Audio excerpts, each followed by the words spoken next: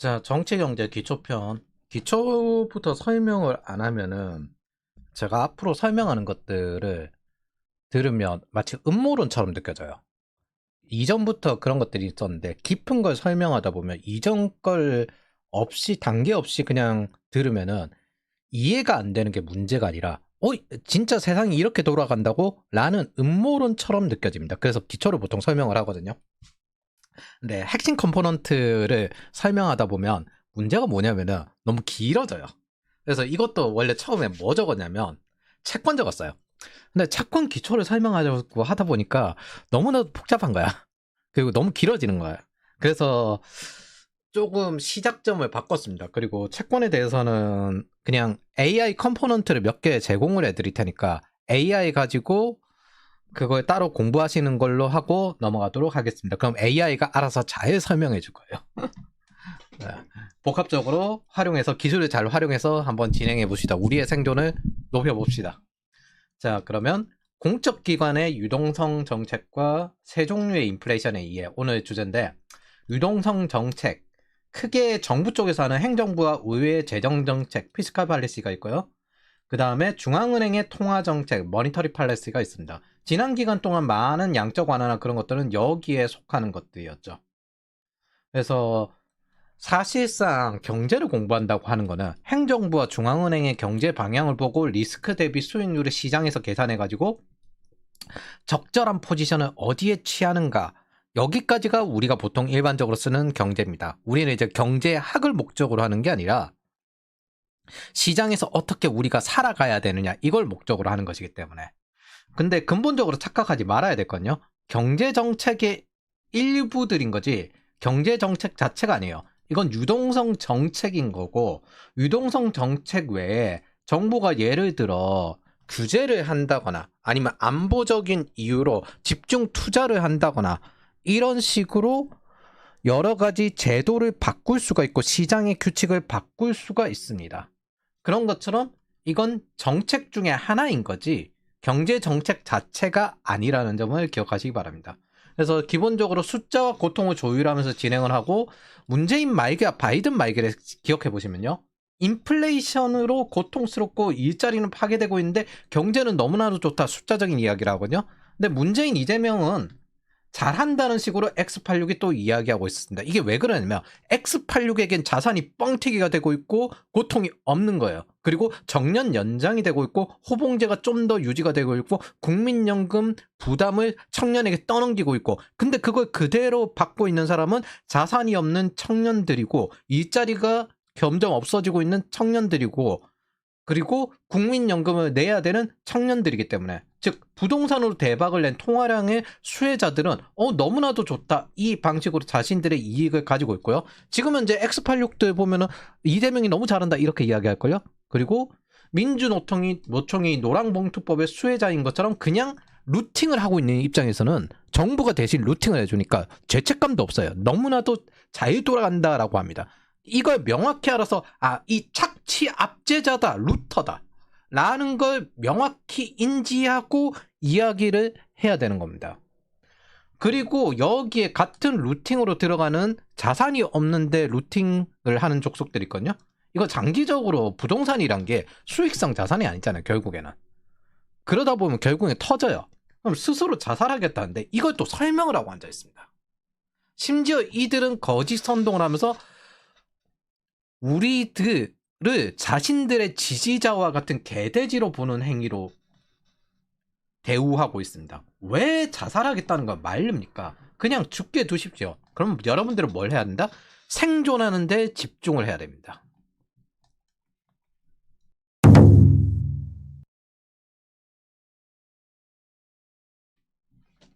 자, 인플레이션은요, 오직 정부가 일으킵니다.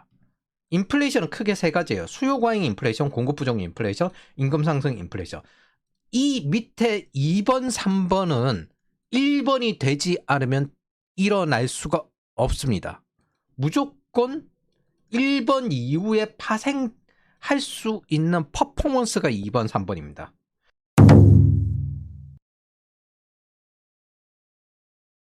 자, 수요 과잉 인플레이션. 돈 푸는 게 시작이에요. 막대한 통화량이 정부가 일으키는 겁니다. 그럼 우리가 경험한 팬데믹 버블이 여기에 속하고 문재인 때 경험했던 쌍둥이 적자 3고가 여기에 속하는 겁니다. 재정 적자를 감수한 막대한 통화량, 이게 수요 과잉 인플레이션이거든요. 문재인 시기, 문재인 혼자 이걸 해먹었어요. 그리고 윤석열 시기, 자 이렇게 됐는데 소비자 물가 상승 보면은 장난 아니죠? 이게 요때까지 경제 성장이 작살날 것 같으니까 와 안되겠다.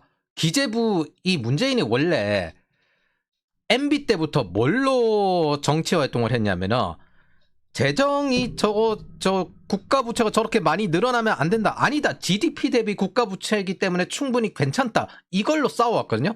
그래서 이 사람이 대통령 되고 난 다음에 초창기에는 버텼어요. 그냥 이렇게 돈을 많이 뿌리면 안 되겠다. 그냥 복지나 적당히 해야 되겠다. 그러다가 경제 성장이 나락을 가는 거야. 정책 자체가 개판이니까. 그러니까 야, 돈 뿌리자 하면서 기재부한테 굳이 재정이 45%가 될 필요가 있나? 이런 식으로 돈을 뿌렸습니다. 그리고 그게 글로벌 인플레이션을 합쳐져서 나오니까 이 상태가 되어버린 거예요. 그래서 쌍둥이 적자 3고의 고통을 그대로 윤석열 정권에게 떠넘겨줬고 윤석열 정권은 이거 대응하는 게 전부였습니다. 그래서 요 인플레이션 6%까지 올라갔던 인플레이션을 계속 낮추는 게 목적이었거든요. 그래서 문재인 정권이 만든 인플레이션입니다. 윤석열 정권은 인플레이션 대응에 3년을 보냈고 그동안 이 기간 동안 좌파 정권은 뭘 했냐? 이런 걸 했습니다. 뭐? 인플레이션을 최대한 방해했어요. 이 족속들은. 기업 탓을 해라. 그리고 소비 쿠폰 발행해라. 상하이도 소비 쿠폰 발행하는데 우리는 왜 안 하나? 2024년. 그리고 전국민 25만원 양보한다. 차등 선별 지원이라고 해라. 뭐? 인플레이션 잡지 마라 이거죠. 오직 인플레이션 방해만 했습니다. 그럼 도대체 왜 좌파 지지자를 살리려고 발버둥 치고 설명해서 설득하려고 발버둥 칩니까? 저한테 왜 설명을 하고 앉아있어요? 이게 진짜 멍청한 짓인데 저한테 왜 설명을 하고 앉아있어요? 적은 설명할 필요가 없어요. 적은 죽이는 거 아군한테 설명을 해야지. 윤석열 대통령은 딱 이 기간 동안 스태그플레이션을 잡았던 밀턴 프리드먼의 이야기처럼 통화량을 조절하는 방법을 택했습니다. 뭐? 돈 뿌릴 거면 안 걷고 세금을 줄이는 게 낫다. 그리고 가장 유명한 이야기가 여기인데 탄핵하려면 하십시오. 요거만 떴는데 아이씨, 아니 기자라는 족속들은 기본적인 개념이 없어. 요즘 기자 수준이. 하기야 근데 옛날이라고 뭐 전부 대본 써가지고 하던 족속들이니까 뭐 수준이 똑같이 없긴 하지만은 캡처해보면 이거예요. 탄핵하려면 하십시오. 그렇지만 여기엔 써야 한다.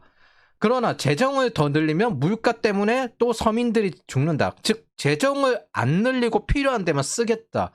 이게 바로 그 다음 이야기거든요. 뭐? 재정을 더 늘리면 물가 때문에 서민들이 또 죽는다. 이걸 알기 때문에 왜? 문재인 때 재정을 늘려서 저렇게 된 거니까.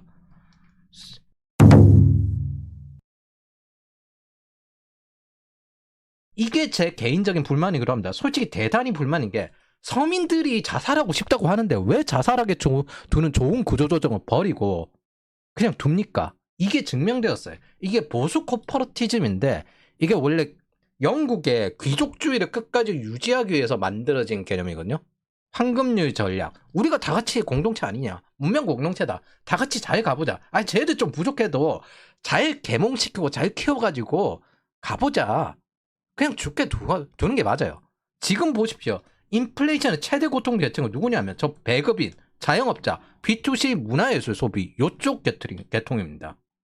공급 쪽에 속하는 B2B나 B2G 쪽에는 이 인플레이션과는 좀 거리가 멀어요. 이쪽이 제일 고통스럽거든요. 근데 그 사람들 혜택을 준 게 윤석열입니다. 그러니까 자기 적을 살리기 위해서 최선을 다한 게 돼버린 거야. 이게 디스인플레이션이에요. 그럼 다 같이 공동체 아니냐는 보수 코퍼레티즘 혜택을 받고 결국 재앙을 받았고 조롱만 받았고 그리고 이 손해는 그대로 그 지지자들이 받고 있죠. MB 때부터 이 보수 코퍼레티즘, 왜냐면 MB가 운동권 출신이거든요. MB 때부터 지속되어서 여기까지 오게 된 겁니다. 우리가 확인한 건 책임을 묻지 않는 황금률 전략은 게임 이론의 필패 전략임이 증명된 것뿐입니다. 동덕여대처럼 그냥 죽게 두는 게 맞아요. 틱포텟으로 네가 하는 만큼 준다. 책임을 묻는 게 맞았습니다. 자살하겠다? 자살하게 두는 게 맞아요. 이게 명확하게 배급받는 사람들, 자영업자, 이 사람들의 경제적 자살이거든요. 그냥 두면 되는데 이걸 서민이라고 다 통칭하고 끝까지 살리려고 발버둥 치니까 이렇게 되는 겁니다. 그리고 다시 좌파가 정권을 잡으면 이제 자기 편 살리고 적은 죽이고, 근데 보수 코퍼러티즘은 좌파 지지자도 살리고 중도도 살리고 자기 편 지지자는 착취해가지고 저기에 뿌려줍시다. 왜냐하면 자기네들 지지하는 사람들은 자립을 하거든. 이 상황에 맞춰서 적응을 하거든. 이거 뜯어가지고 우리 다 같이 잘 살아야 되지 않겠습니까? 이거 하다 보니까 여기까지 온 겁니다. 이게 정치 공학이라는 말도 안 되는 이상한 황금률 전략으로 여기까지 오게 된 거예요. 그래서 관리재정수지가 제가 이거 통합재정수지 이거 여기 정부 사이트보다 요게 더 나와서 그냥 따로 만들었거든요. 요거 기간 동안, 이거 툭 떨어지는 기간 동안 문재인이 한 겁니다. 이거 개선해가는 흐름이었는데 이거 툭 떨어지는 기간 동안 문재인이 한 겁니다. 통합재정수지 이거 적자시키는 거, 이거를 어떻게든 조금이라도 더 올리려고 발버둥 친 게 윤석열 기관이고, 그러니까 통화량을 늘리지 않기 위해서 발버둥을 쳤습니다. 그래서 지금은 이제 문재인 정부 이거 하는데 정확히 건국일에 국가부채 절반이 전부 문재인, 이재명 이 두 명한테서 나왔어요. 이게 역사적으로 봐도 뻔한 패턴인데 좌파 지지자들은 어떻게든 이걸 부정합니다. 무지성 지지를 하기 때문에. 그리고 이 사람들이 싫어하는 게 뭐냐면 신자유주의를 만든 밀턴 프리드맨의 통화학과 경제통계학, 좌파들이 절대 인정하지 않는 경제계열입니다. 그리고 한국에서 전통적인 보수 코퍼러티즘은 또 특징이 뭐냐면 케인즈주의 쪽이에요. 정부가 포지티브 가이드라인을 내리고 그 외에 규제하고 허가제 시스템으로 시장을 이끄는, 우리나라는 기본적으로 그래서 자유시장이 존재하지 않아요. 전부 정부가 통제하는 시장이에요. 포지티브 가이드라인 시장이에요. 그걸 지금 여기까지 오게 만든 겁니다. 인간의 질이 날이 갈수록 떨어지고 생존 지능도 함께 떨어져가는, 이게 왜 보수 코퍼러티즘이 이렇게 포지티브 가이드라인으로 하느냐. 왜냐하면 원래 저 원조가 귀족주의를 어떻게 유지할까, 이거에 관련된 내용들이기 때문에. 귀족이 다음 시대에도 어떻게 유지되면서 이 기득권을 유지할까. 언제까지 경제적 자살을 막을 수는 없습니다. 심지어 그 경제적 자살의 타인을 동원하면서까지 여기까지 오게 되는 겁니다. 이게 크랩 멘탈리티를 만드는 보수 코퍼러티즘이죠. 죽게 둬야 되고 이 좀비 기업과 좀비 배급인들을 구조조정해야 되는 시기가 오는 겁니다. 그게 리세션입니다. 리세션은 한국에서 제대로 필요하다고 생각합니다. 저는. 그래서 좌파 지지자들이 원하는 대로 소비 쿠폰도 지불했으니까 책임을 요구할 때가 온 겁니다. 즉 경제적 자살을 그만 막지 말라는 겁니다. 죽게 두고 설명하지도 말고 왜 이러면 망한다고 자꾸 설득을 하고 너네도 잘 살았으면 좋겠다고 이렇게 합니까? 그래서 제가 보수라고 이야기하는 사람들과 상종을 별로 안 하는 겁니다. 그 사람들은 결국 저 좌파 지지자를 살리기 위해서 또 최선을 다할 거고, 너도 빨리 와. 자기가 망할 때는 아씨 이거 잘 안 되네, 이제 다른 쪽으로 옮겨가요. 반잔파한테 가서 자 우리 같이 또 살려봅시다. 왜 나를 끌고 가? 너 혼자 죽어. 이게 제가 바라는 겁니다. 멸망전을 하는데 도대체 무슨 설명을 합니까? 임시정부 독립운동가들도요, 사회주의 진영 양아치들과 대화하다 포기하고 적대했습니다. 임시정부가 안창호 선생이 미국계이기 때문에 기본적으로 미국계 상권 분립이 적용된 민주공화국을 만들었어요.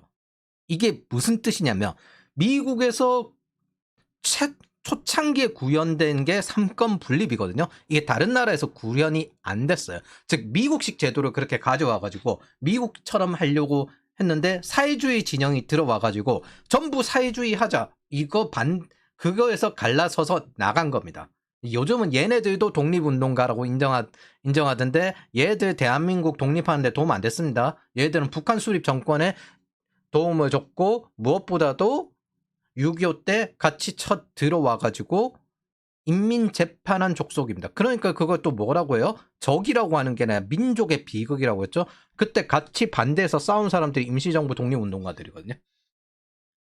민족의 비극이 아니라 민족의 학살자들이고 애초에 우리나라 건국과는 상관이 없던 겁니다. 왜냐하면 이 임시정부 자체도 미국 시스템이기도 하지만은 이 구조이기 때문에 사회주의를 반대하고 이승만 대통령이 그래 적통은 너네랑 하자 하면서 임시정부 사람들이 많이 받았어요. 근데 저게 글로벌에서 인정을 안 받았기 때문에 개인 자격으로 돌아온 거고 미국 정부랑 같이 일해가지고 그 반일 운동하라고 라디오 방송했던 게 이승만 대통령입니다.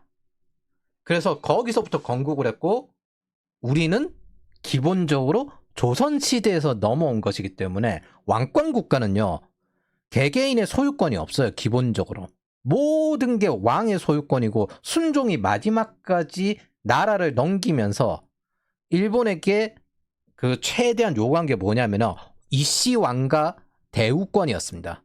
그래서 일본의 공작 위의 대우를 받아서 천황과 바로 및 공작 위의 대우를 받아서 일본 정부에서 돈을 받았고 그게 뭐냐면은 합병을 허가한다요. 순종이 넘긴 거예요. 그대로. 그런 구조로 이루어져 있습니다. 쉽게 말하면 조선은 일반적으로 우리가 생각하는 국민국가가 아니라는 겁니다. 자, 그게 지금 현재 우리까지 이어지고 있거든요. 이거를 인간의 질을 날이 갈수록 보수 코퍼러티즘 가지고 떨어뜨리게 만들다 보니까 제가 최근에 무인 카페에서 중학생이 역사 설명하는데 요즘은 교과서에 김원봉 옹호하는 것까지 나오더라고요. 그거 6.25 총사령관이거든요, 북한에. 그거를 살려주다 보니까 여기까지 오게 된 겁니다. 그러니까 뭐 이쪽 계열은 있잖아요. 아직까지 머리가 덜 떨어져 있어요. 똥오줌을 못 가려. 그게 근본적인 문제입니다. 인플레이션에서 가장 고통받는 건 이 B2C 서비스고 소비를 결정할 수 있는 건 MZ 여러분들입니다. 그러니까 여러분들이 불매를 하면 불매가 동작을 하는데 저기 소비할 돈도 없는 X86이 탈팡을 한다니 이거 해봐야 아무런 영향이 없습니다.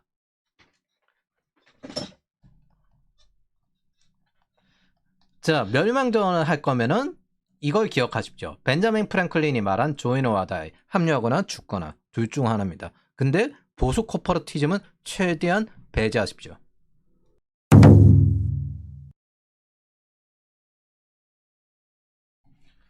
자, 그러면 정치 경제학으로 좀 더 확장시켜보면 공급 부족은 인플레이션입니다. 정부가 좀 더 힘을 쓰면 사용할 수 있는 게 이 공급 부족은 인플레이션인데 다시 말하지만 돈을 먼저 풀고 난 다음에 거기서 결정이 나요. 근데 돈을 안 풀고 공급이 늘어나잖아요. 경제 성장률이 늘어납니다. 예를 들어 분양이 시작된 MB의 부동산 공급이나 현재 트럼프의 계란 공급도 같아요. 사실 엄밀히 따지면 원자재 가격입니다. 이게 정부의 수요 과잉이 인플레이션을 일으키고 금리 비용이 공급이 부족해지는 영향으로 작동하는데 이게 만약 공급이 된다면 뭐가 되냐면 경제 성장이 됩니다. 그래서 경제 성장은 기본적으로 인플레이션입니다.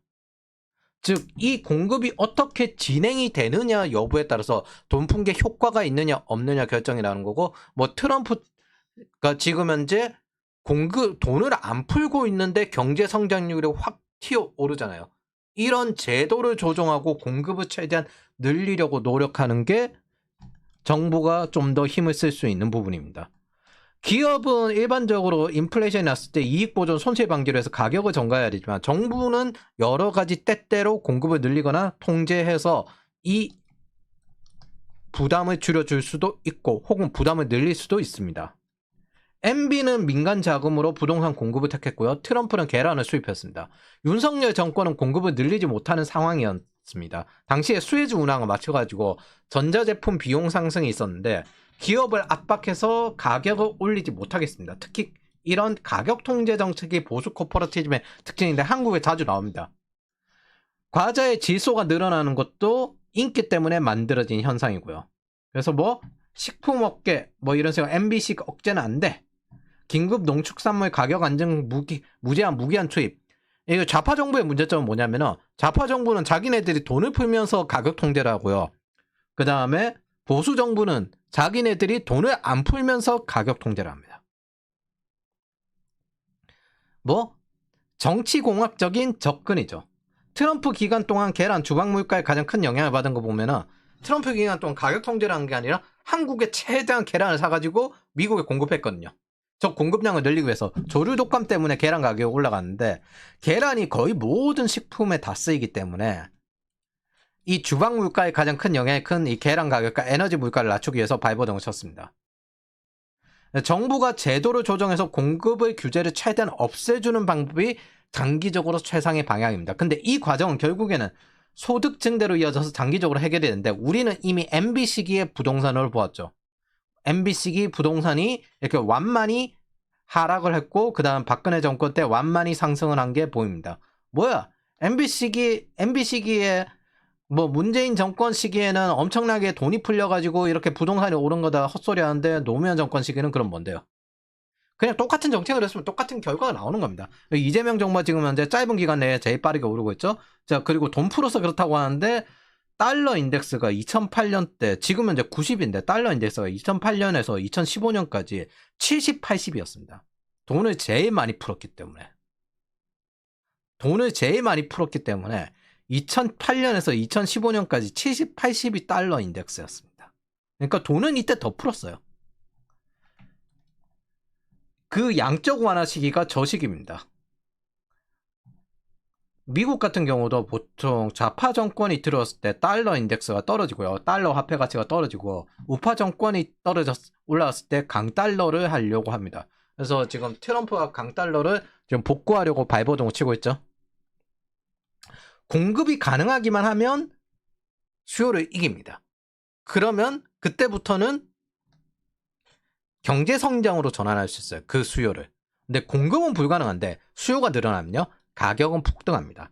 지금 현재 구리 쇼티지처럼 구리 광산이 지금 추가로 채굴을 하기가 되게 어려서 구리 가격이 지금 폭등하고 있는데 정거점이라서 손대기 좀 애매해요. 이게 광산 기업 입장에서도 또 투자하기 애매하고 그냥 금 사는 게 더 안전하다 싶습니다. 그래서 현재 우리가 지금 현재 겪는 공급 부족 인플레이션은 뭐냐? 부동산이죠. 부동산 공급 부족 인플레이션. 공급 부족의 내년에도 상급지 신고가 전망.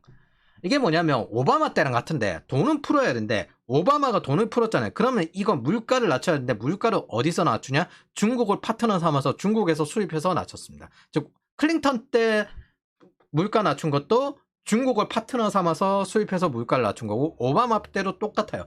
근데 문제는 부동산 공급은 한정없이 늘릴 수가 없잖아요. 자산 가격은 폭등하잖아요. 그래서 부동산 가격은 올라갑니다. 비용이 어차피 올라가기 때문에 CPI는 떨어지는데 부동산 가격, 월세 가격은 계속 상승하는 거예요. 이게 교묘하게 빼서 있거든요. 그래서 규제까지 포함하면 끝장나는 거예요. 역사상 제3의 길이라는 이 복지도 하면서 성장도 하자라고 한 이 짓거리는 전부 다 뭐였냐면 경제성장과 복지를 병행하겠다는 정치 족속들은 돈 풀면서 부동산으로 돈을 벌어왔습니다. 트럼프가 그 반대인데 이 사람은 부동산 사업가 출신인데 돈을 풀지 않는 선택을 합니다.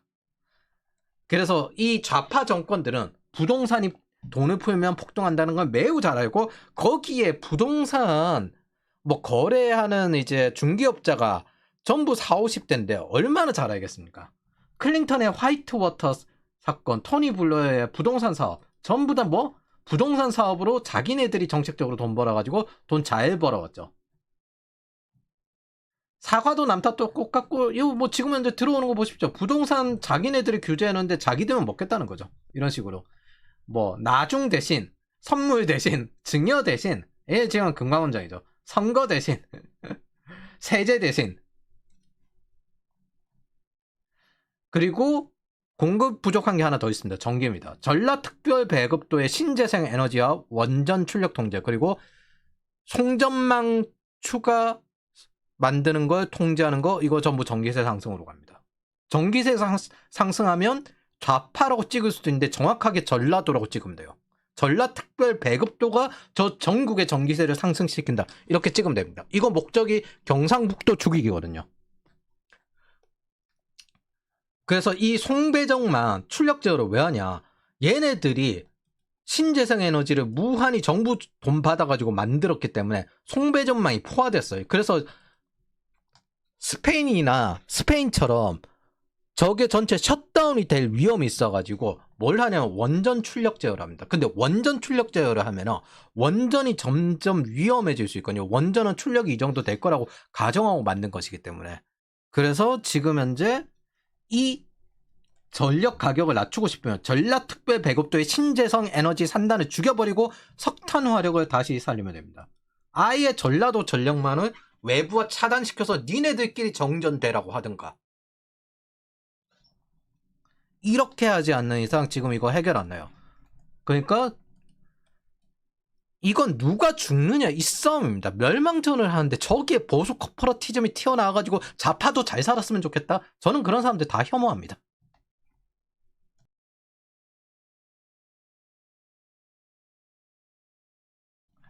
자, 임금 상승 인플레이션.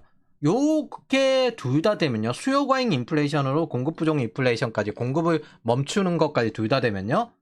이 공급을 멈추는 방식 중에 한 가지 또 좋은 방식은 노조의 파업이 있습니다. 과거 스태그플레이션 시기 적극적으로 총파업 전략을 행했던 것도 이건데 이게 정치에 너무 무관심하다 보니까 정치 개념이 아예 없어요. 기본적인 교양이 없어요. 그러다 보니까 왜 파업을 해서 이걸 뭘 하려고 하는지 이거에 대해서 이해를 하나도 못해요.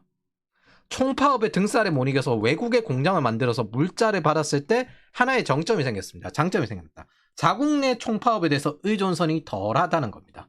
즉 외국에 수입하면 되지, 외국 공장 만들면 되지. 이게 자유무역의 힘이었고 노조에 가입을 안 해도 되는 상황이 된 것도 이거예요. 문제는 그 자유무역에 사회주의 국가를 끼워버린 게 문제인 거죠. 노조의 전략은 바뀌지 않았는데 단 방식이 좀 바뀌었죠. 뭐 돈은 풀고 난 다음에 그 다음 공급 부족이 되었으면은 이제 임금 상승 인플레이션이다. 다시 이제 파업의 영향이 커진다. 비용이 상승했으니 임금도 상승시켜라 라는 식으로 파업을 하는 겁니다. 제가 장담한 건데 내년에 이제 서울에 전기세 올랐고 서울에 월세 올랐으니까 이제 임금 상승시키라고 또 파업을 할 겁니다. 민주노총 이런 데서. 2025년 정부 지원 받지만 회계장부는 거부하고 정부 그냥 축출하는 거죠. 그리고 뭐 건설업체 협박 갈취해가지고 노조원 채용해라 이렇게 하는 거고 우리 조합은 써라 하는 거고 노랑봉투법으로 민노총은 핵폭탄급 무기를 가지게 되었다. 자기 마음대로 작정을 다 할 수 있죠. 자, 일반적으로 물류노조가 하는 소리가 뭐냐면 물류가 멈추면 세상이 멈춘다. 물류를 멈춰서 세상을 바꾸라. 세상을 바꾸자가 이게 뭘 같습니까? 체제전환이지. 대표적인 표예요.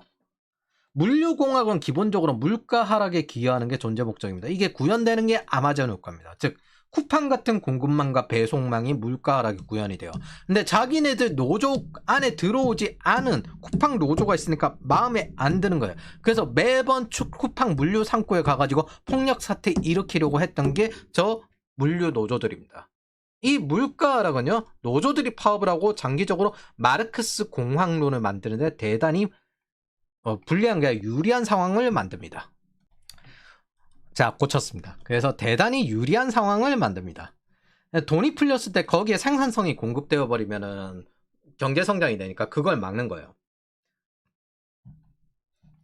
물류를 멈춰서 세상을 바꾸자. 우리가 멈추면 세상이 멈춘다. 그리고 임금을 올려라. 비용이 증가하면 이제 다시 또 공급이 줄어든다. 근본적으로 대다수 방구석 사무실 족속들은 사회주의에 대해서 전혀 이해하지 못하고 있습니다. 그러면서 자기네들은 마음껏 사회주의와 이 기본적인 시장 경제 사이에서 이익만 얻으려고 해요. 그게 될 거라고 착각도 하고 그 양쪽 탈국가주의와 시장 경제의 국가주의, 공화주의 안에서 뭘 할까 고민을 하고 있는 족속들입니다. 이들이 세상을 멈춰서 공황이 나오길 바라는 거예요. 여러분들이 생각하는 그 대공황 맞습니다.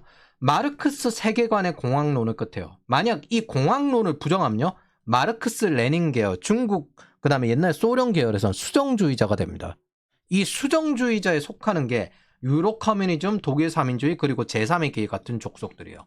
우리한테는 다 같은 약탈자들, 쓰레기들인데 이들에겐 마르크스 세계관을 어겼느니 안 어겼느니 수준의 사문난적 이달입니다. 이게 왜 수정주의자 혹은 파시스트라고 하거든요. 지들은 사회 파시스트. 너는 사회주의자인데 파시스트예요. 국가를 없애지 않으려고 하니까. 이게 왜 이렇게 되냐면 마르크스 세계관에서는 언젠가 자본주의는 비용이 증가해서 추가로 돈이 투자되지 않고 공황이 일어날 것이다. 자본주의는 그래서 스스로 붕괴할 것이다. 이게 공황론이고 이걸 기반으로 만들어진 게 마르크스 레닌 계열의 혁명입니다. 이걸 그대로 받은 게 저기 중국의 마오주의 그리고 북한의 주체 사상입니다. 중국이 자유무역을 하잖아. 근데 쟤들은 왜 무역을 하고 자유로운 거래를 하는데 마르크스 공학론이랑 반대로 가는 거지. 아직 자본주의가 완전히 숙성이 되지 않았다. 언젠가는 썩을 것이다. 라고 핑계를 대는 겁니다. 그럼 얘들은 뭔데? 그러면 이 자본주의는 근본적인 구조적인 문제가 있기 때문에 결국은 붕괴되고 사회주의 진영으로 갈 것이다. 세상은 사회주의가 될 것이다. 이게 기본적인 가정이고 거기에 대한 굳건한 믿음인데 얘들은 뭐다? 아니다. 자본주의는 개선이 가능하다. 그리고 국가를 없애면 안 돼. 그래서 얘들을 뭐라고 한다? 사회 파시스트라고 지들끼리 부릅니다. 우리한테는 다 같은 쓰레기들이죠. 자, 이거에 따라서 수정주의자냐 아니냐 이걸로 달라집니다. 근데 둘 다 목적은 똑같아요. 세계정부, 세계를 통일해야 된다. 세계를 통일해가지고 위에서 전부 다 찍어 누르듯이 전부 통제를 해야 된다. 체제 전환을 요구한다는 뜻은 뭐냐면 마르크스 공학론이 올 것이다. 자본주의는 붕괴될 것이고 사회주의 체제로 결국 가야 된다. 진보 연대로 국가가 이어지고 전 세계 모든 정부를 사회주의화해서 공산주의를 이룩해야 된다. 그럼 얘네들이 이야기하는 진보 연대가 뭐냐? 세상은 인민민주주의화된 레일이 기본적인 정석이다. 그리고 자본주의가 아직 붕괴되지 않은 것은 이 다음 인민민주주의로 넘어가지 않겠다는 그 보수 진영 때문인 거다. 그러니까 인민민주주의로 넘어가야 된다. 라고 주장을 하는 겁니다. 세상의 발전 방향이라고 자기네들 굳건히 믿는 거예요. 그게 진보라는 이름에서 들어가 있는 단어입니다. 즉 이게 마르크스 레닌의 기본혁명 베이스입니다. 단지 과거의 방법은 총파업이었고 이제는 총파업이 잘 통하지 않으니까 정권을 잡아서 합해 살포하고 파업 영향력 키우기로 바꾼 것뿐입니다. 그리고 이 내용들은 통진당의 후신인 진보당의 강령들이고 토지거래 허가제, 노랑봉투법, 중대재해법, 민주노총이 배타적 지지를 하는 진보당의 강령에서 넘어온 거예요. 그거를 지금 현재 이재명이 하는 것뿐입니다. 민주노총인 사람들과 민변 사람들이 정치권에 지금 열심히 포진했잖아요. 이 용도예요. 이 용도. 즉 정책이 진행되기 전에 주장하는 것들이었습니다. 그리고 이게 북한의 평양시 관리법 내용이랑 똑같아요. 도대체 여러분들은 사회주의가 뭐라고 생각하냐? 이 사람들이 말하는 평등이 뭐라고 생각하냐? 이걸 몰라요. 일반적으로. 자본주의라는 건 사실 사회주의 진영에서 떠드는 뻘소리지 기본적으로 시장 경기입니다. 이거 어디서 왔냐면 개신교에서 왔어요. 자유의지. 그리고 왜 개신교냐? 카톨릭은 직업소명설이 없습니다. 기본적으로 직업소명설은 그리고 돈을 벌어가지고 더 잘 되는 것들이 오히려 신의 사랑을 받는 게 아니냐라고 하는 게 개신교에서 온 겁니다. 엔지니어들과 그 다음에 상인들이 많았기 때문에 카톨릭에서 천대하던 사람들이 많았기 때문에 그래서 자유의지는 기본적으로 개신교에서 온 겁니다. 정확히 우리가 경제에서 적용되는 자유의지. 그럼 이 개신교에서 자기 자신의 소유를 우파 리버테리안으로 미국에서 나왔어요. 미국의 독립정신이 이거예요. 그리고 소유권이 중요하고 이게 당사자 오케이 원칙을 이거 신이 주신 거야. 감히 한낱 인간이 이 당사자 오케이 원칙을 어겨? 자유의지를 어겨? 약탈이 아닌 신용 기반의 거래가 되어야 되고 거래는 신성한 거다. 그리고 자유로운 거래. 이게 시장 경제의 형성입니다. 이 기본적인 이론이에요. 그럼 북한이 왜 장마당 세대를 그토록 위험하게 생각할까? 왜냐하면 자유로운 거래와 성과에 대한 보상 체계니까. 자유로운 거래를 없애는 게 기본적인 사회주의입니다. 언젠가는 없어질 거라고 믿는 게 마르크스 세계관이에요. 그게 공학론입니다. 모두 없어지고 뭐 해야 된대? 배급. 배급으로 물자가 공급될 것이다. 이게 소유권을 없애는 공개념이에요. 문제는 이 소유권이란 게 영주와 왕권 시대에는 자기 자신의 소유와 재산의 소유에 제한을 받았잖아요. 그리고 도시가 확대되면서 도시 자유민으로 발전해온 개념이어서 사실 인권이랑 연결되어 있습니다. 스페인이 전쟁 자금이 없어서 신교인 재산을 빼앗고 쫓아낼 때, 그리고 마녀 사냥에서 그 돈 있는 과부들 재산 뺏어가지고 다 가져갈 때, 독일이 유태인 재산 뺏고 쫓아낼 때랑 똑같은 겁니다. 이 독일도 똑같은 사회주의인데 마르크스 레닌식이 아닌 사회주의거든요. 국가사회주의, 민족사회주의. 이게 원래 프랑스 생디칼리즘의 원조인데 직장민주주의. 그래서 중국처럼 국유장기 그리고 유치원생 혈액 강제 탈취도 생기게 되는 겁니다. 이게 뭐 집산주의예요. 이게 왜 그러냐면 자유로운 거래가 없어지려면 어떻게 해야 되냐? 자유의지가 없어야 된다. 자유의지가 없으려면 모든 사람이 똑같은 생각을 하고 움직여야 된다. 그리고 평등, 젊음도 평등하는 거예요. 그러니까 시진핑이 말하잖아요. 장기를 계속 이식하면 불멸할 수 있다. 평등이란 개념에서 젊음도 평등화시키는 게 기본적인 사고에서 지금 나오는 진실인 겁니다. 그럼 신마르크스는 뭔데? 잘 생각해봐. 자유연애 이런 것도 잘 생각을 해보면 결혼도 경제적 거래고 성도 경제적 거래고 사실 전통적으로 억압되어 있고 감정도 거래하잖아. 자유롭게. 그러면 안 되지. 감정도 관심도 사실 인간 소화가 돼가지고 양극화되는 거 아니야? 감정도 관심도 공공재화 되어야지. 그게 기본적인 신마르크스입니다. 이게 여러분들이 본 젠더 이데올로기 프랑크푸르트 학파예요. 과거의 녹색당은요, 이 시기 성해방할 때 뭐라고 했냐면 소아성애까지 합리화했어요. 그래서 아예 그런 학교를 만들어가지고 키우게 됐습니다. 소아성애적 사실. 독일의 68 교육혁명 사상이 본질적으로 소아성애적 사실입니다. 그리고 그런 게 여기까지 가는 거예요. 당신은 동성애자로 태어났나요? 나는 소아성애자로 태어났어요. 이런 걸 주장하는 게 지금도 있는 겁니다. 이게 신마르크스 계열이에요. 이쯤 되면은 이 68혁명의 대학 운동권이 그대로 한국에서 넘어와서 그럼 우리 이제 마르크스 레닌 쪽을 할 건가 아니면 독일 쪽을 할 건가 아니면 저기 북한 쪽의 주체 사상을 할 건가 그런 식으로 갈렸거든요. 그게 NLPDR이 됐고 X86이 왜 이러는지 라오스에 가가지고 소아성매매 하는지 그런 걸 이해할 겁니다. 이런 걸 강제로 하기 위해서 모두 똑같은 생각, 똑같은 사상을 갖게 인식을 바꾸고 검열을 해서 만드는 게 사회주의자들이 하는 짓이에요. 트럼프가 싸우겠다는 게 이런 거예요. 사회주의랑 싸우겠다. 무엇보다 중국, 북한 입장에서는요. 내수가 마르든 아무 상관없습니다. 마르크스 공학론이 예정되어 이루어지는 거라고 설명하면 됩니다. 그게 집산주의예요. 모두가 같은 생각을 가져야 되고 그걸 외부에 차단하면 우리가 제일 잘 사는 거야. 우리가 제일 앞선 제도야. 우리가 제일 진보화된 거야. 라고 이야기할 수 있습니다. 중국을 말리는 건요. 체제 전환의 문제가 아닙니다. 그래서 중국은 경제적으로 망한다고 무너지지 않아요. 전쟁 발생 능력 혹은 발발 능력, 지속 능력을 최대한 약하게 만드는 겁니다. 전쟁을 벌여도 이기기 되게 어렵게 만드는 겁니다. 격차를 벌리는 문제입니다. 중국의 경제 심장이 멈춰도 얘들은 이게 마르크스 공학론이 드디어 이루어진 거다.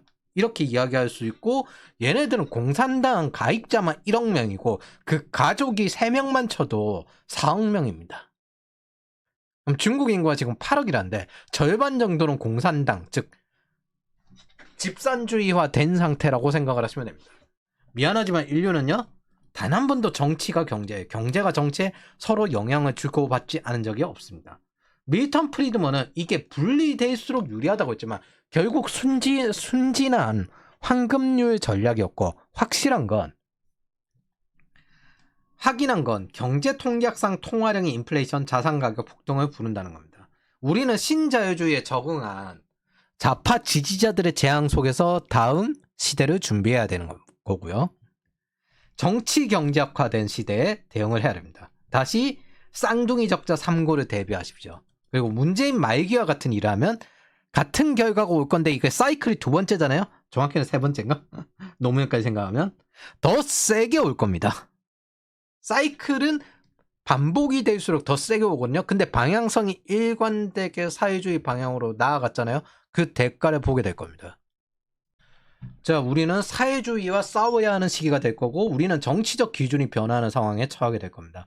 자유무역에서 보호무역으로 이건 사상동맹으로 진행이 될 거고 미중협력에서 이제 미중장기 대립으로 통화정책 중심에서 재정정책 중심의 시대로 그리고 AI 시대 은행 구조에서 새로운 경쟁자인 블록체인 시대 우리가 적응해야 될 시대가 이겁니다. 이걸 미리미리 대비하는 게 적응하는 게 우리의 목적입니다. 우리가 생존하는 거.